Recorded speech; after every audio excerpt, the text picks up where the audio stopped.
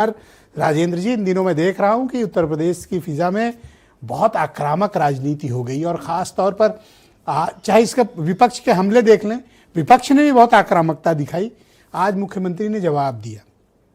एक चीज़ मैंने और नोटिस की कि सत्ता पक्ष की तरफ से जवाब देने के लिए कोई भी मंत्री या संगठन से कोई लोग उस आक्रामकता का विपक्ष का जवाब नहीं दे पाते। मुख्यमंत्री को अकेले ही हर बार मोर्चा लेना पड़ता है। ऐसा क्यों?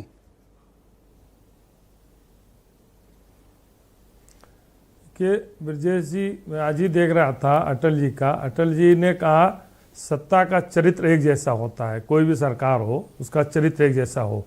जब समाजवादी पार्टी सरकार थी तो भारतीय जनता पार्टी एक जात विशेष का आरोप लगाती थी। अब आज की तारीख में समाजवादी पार्टी कहती भाई हर जिलों में 10 टॉप 10 की आप सूची जारी करें।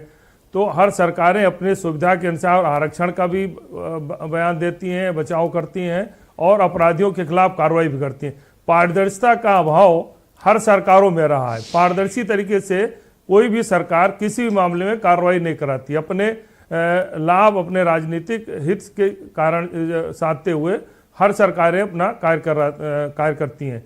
और जहां तक सदन की बात है तो सदन में जिस आक्रामकता के साथ योगी आदित्यनाथ जी जवाब देते हैं, तो सदन ही नहीं, उत्तर प्रदेश नहीं, योगी आदित्यनाथ जी का कद इस समय आप देश में एक बड़े रूप में, बड़े नेता के रूप में आ गए, हिंदुत्व के बड़े चेहरे हैं।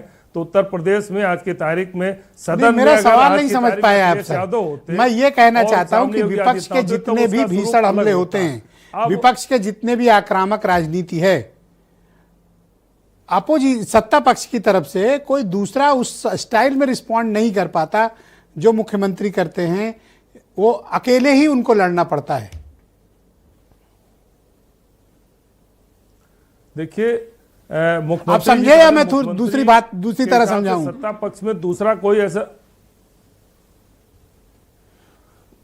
दूसरा ऐसा कोई चेहरा है भी नहीं।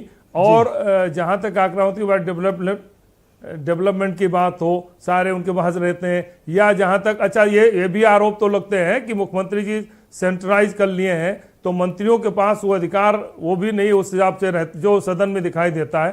तो इसे एक सब पर भारी योगी आदित्यनाथ जी जब खड़े होते हैं तो अपने सारे विभागों, जैसे मान लो कोटिन का मामला आया तो वो स्वास्थ्य मंत्रालय का है, लेकिन उसको भी जवाब उन्होंने दिया। गृह विभाग ऑलरेडी मुख्यमंत्री जी के पास है।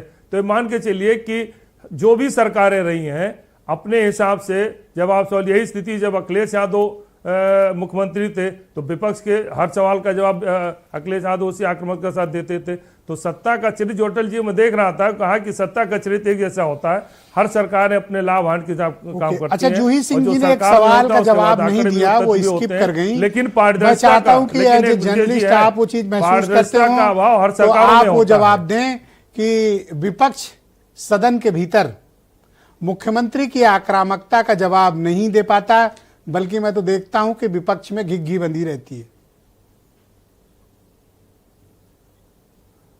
निश्चित रूप से मुख्यमंत्री जिस आक्रामकता के साथ बोलते हैं उसका जवाब विपक्ष नहीं दे पाता है। और उसके बहुत सारे कारण हैं। कह दिया इन्होंने कि माता प्रसाद जी के अपने पुराने नेता अपने शैली बोलते हैं, शिवपाल जी के अपने रिश्ते अपने हिसाब से बोलते हैं, बाकी कोई और दूसरा तीसरा है भी नहीं। आज की तारीख में अगर आजम खां होते सदन में तो जरूर वो मुख्यमंत्री के आक्रामकता से देते। कोई ऐसा चेहरा है भी नहीं, ना उसको ऐसा अवसर मिल रहा है कि वो उस तरीके से बोले।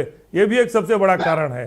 उसके जवाब देने के लिए, अगर मुख्यमंत्री के जवाब देने के लिए आजम खां सदन में होते तब आपको जवाब का जरूर जो उसका सवाल का जवाब पहले हम लोग बड़े चाव से देखते थे जब चलता था ना। इन दिनों थोड़ा कम मजा आ रहा है। असली बात यह है। सही बात कह रहे हैं आप एकदम। वीरेंद्र जी भी हमारे साथ इस कार्यक्रम में जुड़